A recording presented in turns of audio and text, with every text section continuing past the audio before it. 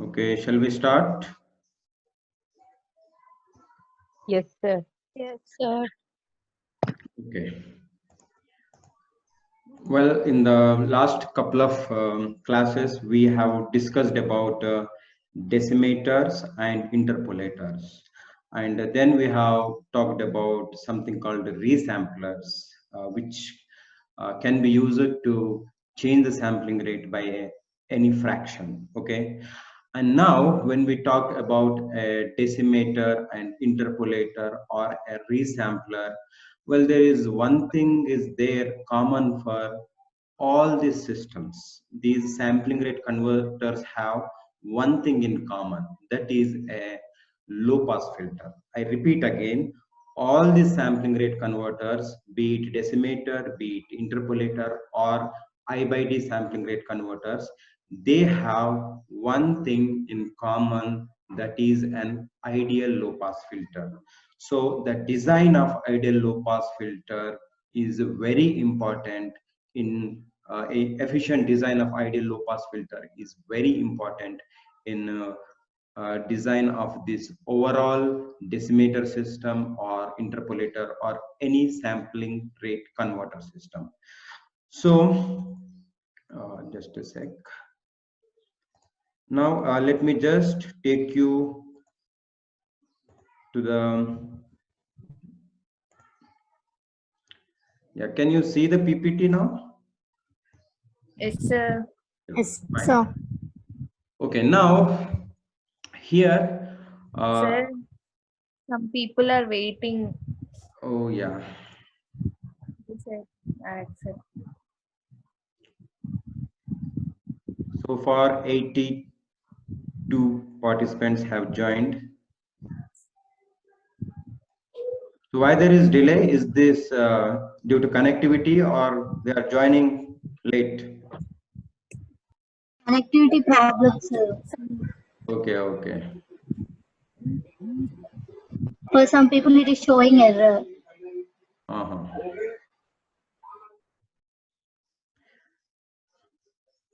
Okay, even if they miss, anyway, I'm recording all these sessions. So I'll be posting them on my YouTube channel. You can watch it later if needed.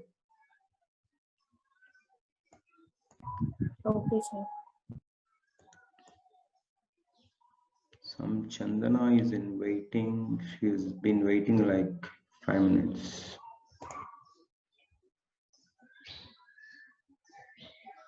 Okay, just let me know. Okay, who is this? Ramya 406.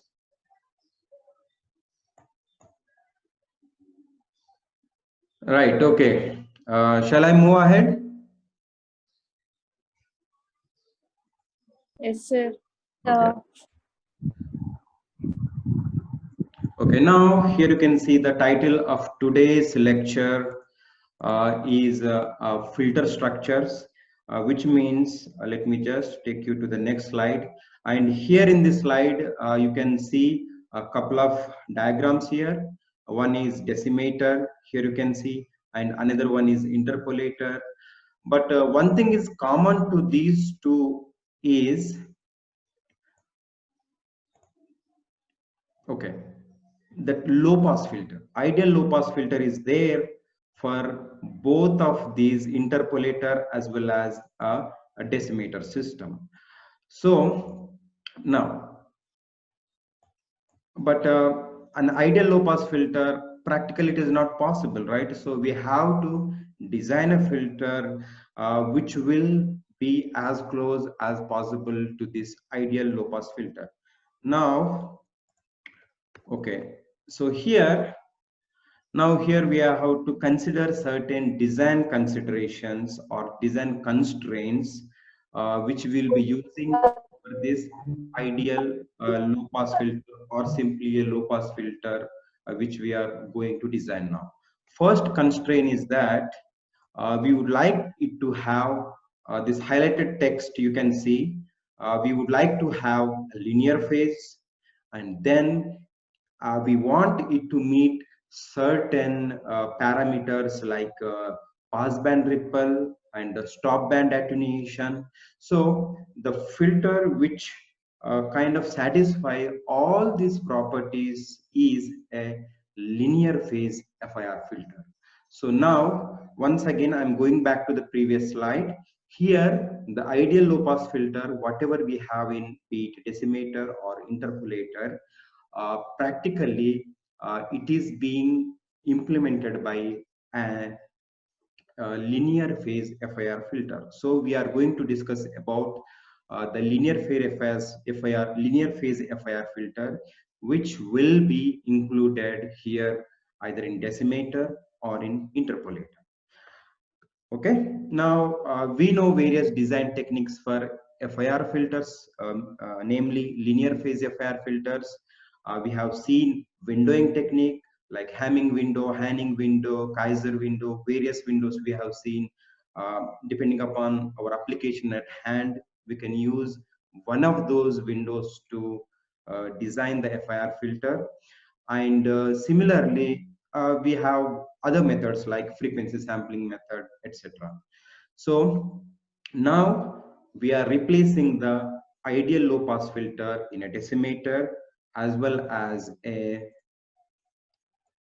ideal low pass filter in a decimator as well as in an interpolator with a linear phase low pass filter. So I repeat it, we are moving away from ideal low pass filter to a linear phase FIR low pass filter. Okay, so the same linear phase FIR filter, low pass filter in decimator, it acts like an anti-aliasing filter. Same in an interpolator, it will act like a anti-imaging filter.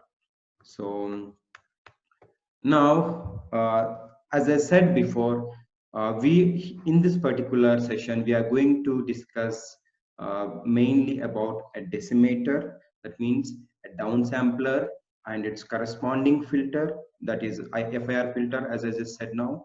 And similarly, we are going to talk about a downsampler, which is followed by a LPF filter, low pass filter, which is used for anti-imaging purpose.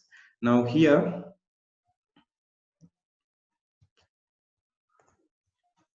oh my God.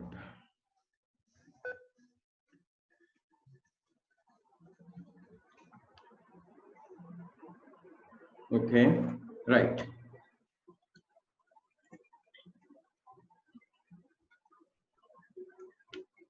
Okay, we were here.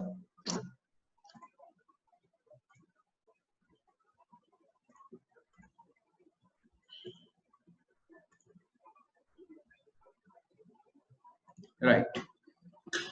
Okay, here as you can see, this particular block in this decimator, as I said before, decimator is basically an anti-aliasing filter, which is low pass filter we are using now, followed by a downsampler. And the arrow which is pointing now is towards a transfer function or the block which belongs to the low pass filter, which is in fact an anti-aliasing filter. Now here, what exactly happens here? Okay, let us see what exactly happens here. I'm taking a sequence x of n.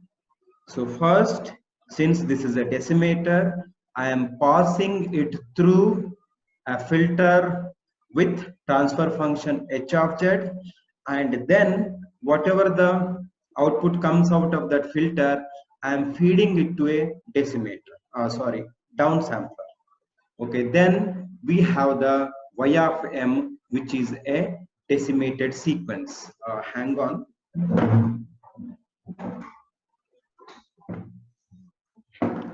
Okay, I just turned off. Right. I'll repeat once again. So we have x of n, the input sequence. It is first sent through anti-aliasing low pass filter with a transfer function of h of z. Then it is sent through the downsampler, out of which we will get the decimated sequence. So what exactly happens here? So we will see what happens in time domain. In time domain, what happens here, since I have now you can see both the arrows here, the filtration, whenever the signal is sent through that filter h of z in time domain, it is equivalent to convolution process because we are using an FIR filter. So the FIR filter's output is basically the convolution of the system impulse response and the input. Now then we are sending, just a sec.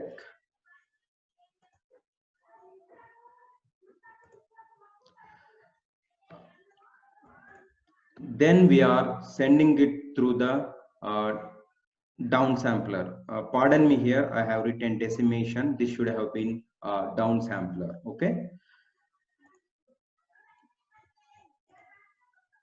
Then, but whatever the approach, first we have to see how to write the structures. So we have seen in the first unit that we have direct form 1 structure, direct form 2 structure, and transposed structure, and various other structures are there. But here we confine ourselves to only the DF1 and the transposed form. And here we know that this is an FIR filter. So the output of an FIR filter is in fact what? Convolution of the input as well as the system impulse response. Now first we will try to write the structure diagram of this particular filter. As you can see, the filter here, the low pass filter is h of z, it's a transfer function, and the impulse response will be h of n. Its g transform is given by this particular expression here. Here you can see this is the jet transform of h of n. Now I would like to draw the structure of this, followed by a decimator. Here you can see, followed by a downsampler. Okay, so but this particular approach is a very inefficient approach. I repeat again, so whatever the approach here we are using, it's a very inefficient approach because of the fact that what are we doing here? If you go back and look at here, what we are doing is that we are taking the signal and we are we are performing the convolution, then we are performing the downsampling process. So what exactly is downsampling? Downsampling is retaining or keeping every dth sample. Okay, but before that we are performing convolution on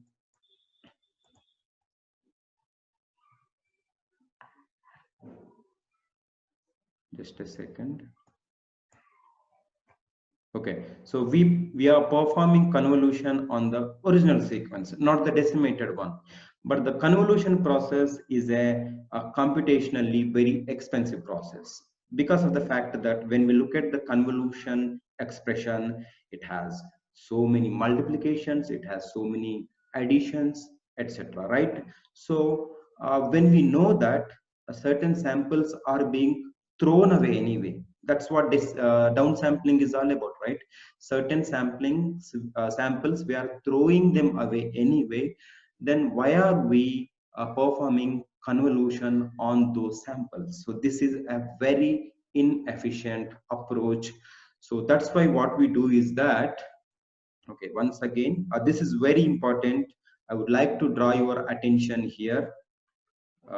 Here I would like to draw your attention here. Just have a look at this particular slide, and this particular arrow now it is pointing to a structure of that low pass filter, which is in fact is a low pass filter. But in time domain, as I said, it corresponds to convolution. So here what we are doing, we are performing convolution first, then we are downsampling it. But as I said before, downsampling is just throwing away certain samples. But here, this convolution is, we are unnecessarily performing convolution on samples which are to be thrown away anyway. So that's why we have come up with a solution. So how to increase the efficiency? So the method to increase the efficiency is a rather simple technique. What we can do here is that instead of performing convolution first, downsampling next, what we can do is that we can swap their order. That means we can throw away the samples first, and then since the samples are thrown away, so the net samples are anywhere less.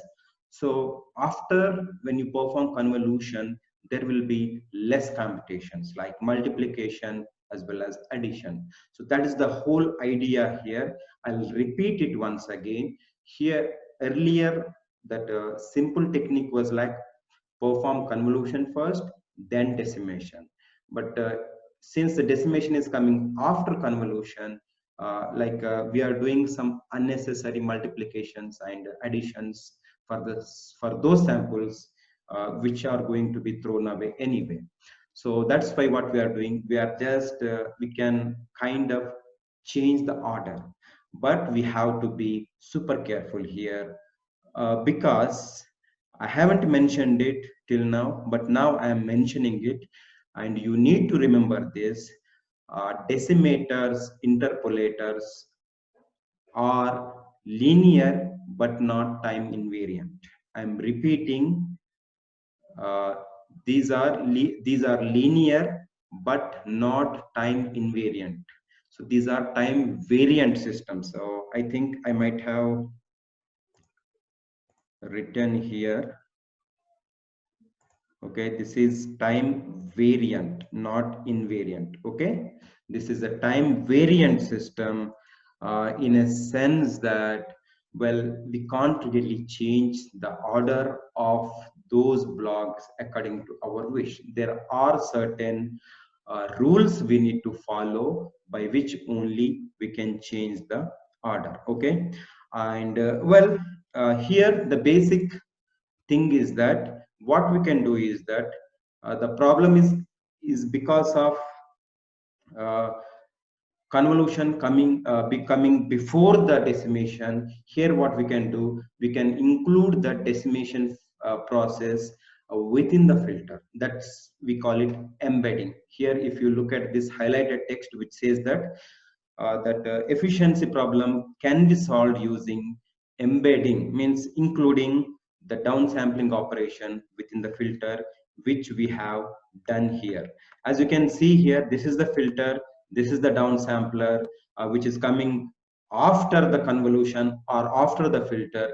But here what I have done, I have embedded it or included it within the filter function itself. Now the efficiency will be increased drastically because we are not performing the convolution for the samples which are eventually be dropped off. Okay, now same concept can be extended to an interpolator. So exactly same. The only thing what changes here is that for an interpolator, that low pass filter which acts like an anti-imaging filter will come after the interpolator. So what exactly is the problem here? So here you can see what exactly is the problem here is that what exactly is interpolation? We are adding or stuffing I-1 zeros between successive samples. After inserting I-1 zeros, then we are passing the sequence through the filter. Again, we know that most of the samples are zeros. So when you send these many samples through that particular filter, in time domain it has to perform convolution operation. So it is performing multiplications and additions on those samples which are zero in value, and when you add them up you are going to get zero. So that is unnecessary waste of time and resources. Okay, so again same tactic we are going to use here. What we do here is that, as you can see, this is a very inefficient approach. Here the interpolation is coming first, it is adding so many zeros, and those zeros you are passing through this filter, and it does not really matter whether you pause, especially in convolution operation, the output, when you multiply or divide those zeros, eventually you're going to get zeros. So to avoid this, what we can do is that, again, same technique we are going to use here as well, but slightly different. Here also we are going to include the interpolation, sorry, we are going to include the upsampler within the filter, but before that we are going to use something called transpose. So we are going to transpose the structure of the filter, then we are going to include the upsampler within those filter. And here you can see, and well, here I have transposed it. Just look at carefully this one, and let me take you to the inefficient realization. Here if you look, the delays are on the left side. See here, the delays are all on the left side. Now here I have transposed them, the delays have moved to the right. That is step one. Step two is that including the, or embedding the upsampler within the within the filter. As you can see here, the upsampler has been included in the filter structure. Okay, so this is how we are going to increase the computational efficiency using FIR filters, and then including those filters, including either the downsampler or upsamplers within those filters, right? Yeah, is it clear so far? Yes, sir. Yes, sir. Okay, right. Now we will move ahead with some important concept called noble identities. Noble identities. Okay, so these noble identities are basically, they will help us organize the order in which the decimator or the filters are arranged, right? Okay, just now we have seen that in the previous couple of examples, that is a decimator and interpolator, we in fact swapped the order of the decimator as well as the filter. But as I said before, these are linear but not time invariant. These are time variant systems, so we can't really change the order according to our wish. So we have to follow certain rules. Those rules come from these particular identities, which are in fact known as noble identities. So many noble identities are there. Well, there are like 18 identities are there. Some of them are trivial and some of them are important. And as you can see here, this one of the identity I have shown here. I would say this is kind of a trivial identity, because here what we are doing is that we are adding the two signals first, then we are decimating them. Well, in the next here, what we are doing, we are separately decimating them, then we are adding them up. This is kind of corresponds to the linear property. It's like a superposition theorem. Okay, but as I said, this is not time invariant. So these are all time variant systems. So we have to be careful when we are moving certain blocks. So, and you go through the text. I would recommend Nagurkani. In Nagurkani, so many properties have been given. As I said, some of them are very trivial. You don't really have to remember them. And some of them are important. And only two of them are very important, which we are going to see now. And these, one of those two noble identities, this is called first noble identity. It belongs to the downsampler. So here, as how did we achieve efficiency? Okay, how did we achieve efficiency in the downsampler and upsampler? By swapping the order. We moved the we moved the decimator before the filter or included within the filter, that's like moving it before the filter, or we moved the interpolator after the anti-aliasing filter, right? So this particular property corresponds to the first one, where what we are doing is that we are kind of, here you can see, interchanging the, now the highlighted text you can see, the basic goal of this identity is to interchange the filter and downsampler. Okay, here you can see I have this downsampler. Now it is sitting after the filter. Now I would like to move it before the filter. So here I have moved, but what is the effect? Now here you can see this is the filter which is sitting here. I have moved it here. But if you look at these two blocks, they are not quite the same. They don't at least look the same, because here you can see that Z is raised to the power D. Okay, so this kind of, that means if you are moving a filter before a decimator, you have to make some necessary changes as per these identities. That's what we have done here, done there in back in those examples unknowingly. Okay, this is very important identity. You have to memorize it. Okay. Next, we will move on to second class of this noble identity. Sorry, here I have written first because I forgot to change it, but this is second noble identity and it belongs to upsampler. Here, yeah, it is quite the same. Here also we are interchanging the order of filter as well as upsampler, and again we have to follow these kind of rules when we are doing that. Okay. Okay, here you can see filter mode that side, upsampler mode that side, and the filter mode this side. So we kind of exchanged or swapped the filter and upsampler here.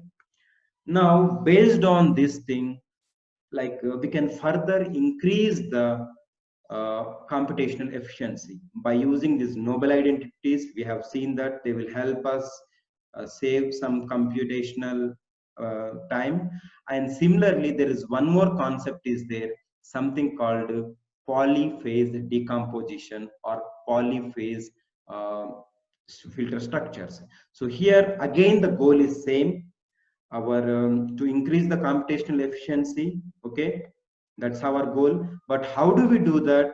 Well, there are a couple of approaches. Okay, first thing what we do is that whatever the filter we have, if it is an nth order filter or mth order filter, we divide it into smaller sections and then we arrange them in parallel. Okay, and then what we do, just now we have done it. Okay, so we interchange the order of filters and downsamplers or upsampler using those noble identities, so that we can further increase the computational efficiency. Okay, so now here, okay, this particular slide talks about the same thing.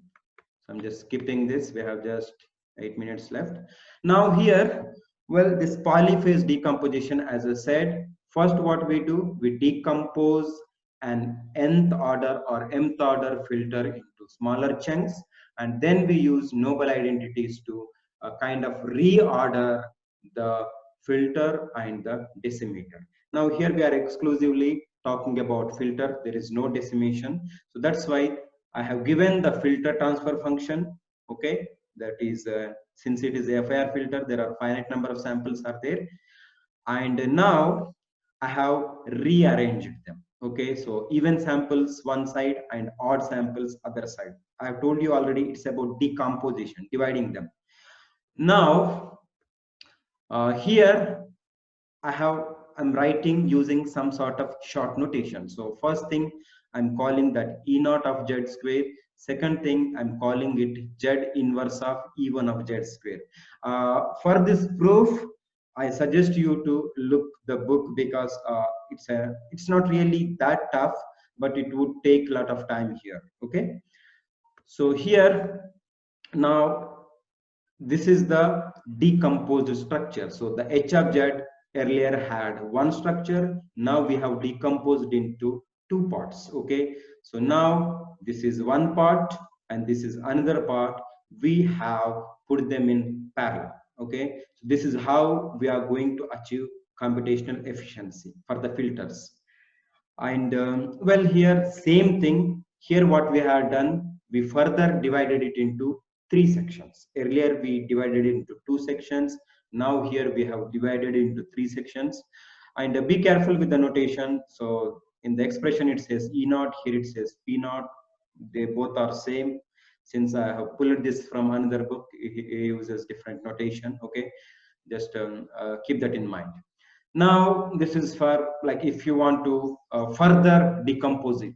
Now you can decompose it into L sections or N sections or any sections you wish. That means as long as that is less than or equal to the order. Now here you can see now it is further decomposed into N sections, right? Okay, now something called type 2 decomposition. So far we talked about only type 1 decomposition. In type 2 decomposition, it's quite similar to type 1 decomposition, except here we will have a transposed structure form. It is like our TF and transposed, right? So here this particular thing is transposed, that's it. And then to have inputs on the left side, outputs on the right side, what we do, we flip it. So it's like transposing and flipping. It's a two-step process, we can say. Now we have these filter structures, right? So now we have these efficient filter structures which we have got from polyphase decomposition. Now we want to include this filter structure in a decimator. Just now we have seen now a decimator is basically a filter and a downsampler. Now we have a filter which can be efficiently implemented using this polyphase decomposition. Now we have a filter, right? And we have a downsampler. Now here, as you can see, now first, this is a m is equals to 3. That means the order of the system is 3. And here we are using a polyphase decomposition. That means we have divided it into 3 parts. That means as you can see, P0, P1, P2, and then we have included a decimator right after it. So that's the decimation factor is here, sorry, downsampling factor is here 3. But as I said before, whenever decimator comes after the filter, it's an inefficient approach. Now we can make use of those noble identities to in fact swap the downsampler before the filter. Okay, now this, okay, this is the downsampler. As you can see, where is the downsampler now? Well, it is sitting before the filter structure, right? So it is in fact included within the filter structure. So in a way, now we have achieved double efficiency here. One by decomposing it into smaller sections, another by using noble identities which result in some more computational efficiency. Okay, now, well, this is for nth order. You just go through that, you will understand it. Now same thing can be said about an interpolator structure, polyphase interpolator structure. Now here, except here we have an interpolator, upsampler comes first, then the filter comes next. So the process is same. We take the filter first, we first divide it into how many whatever the sections we need, and then we attach the interpolator upsampler to it. And then since we have an upsampler before the filter, that's an inefficient approach. That's why what we do, we try to move the upsampler after the filter structure. Okay, so here you can see in this particular example, this is a third order. I have divided it into 3 sections. Here the upsampler is sitting before the filter, which is a very inefficient approach, as we have discussed earlier. So that's why what we do here is that here, as you can see, this is an inefficient approach. This is a very efficient approach. The reason is that now we have multiple sections of the filter, and at the same time the upsampler is moved after the filter or within the filter. Right now, again, I would like to review these things in this particular slide. This is an inefficient approach for a downsampler or a decimator, because the downsampler is sitting after the filter.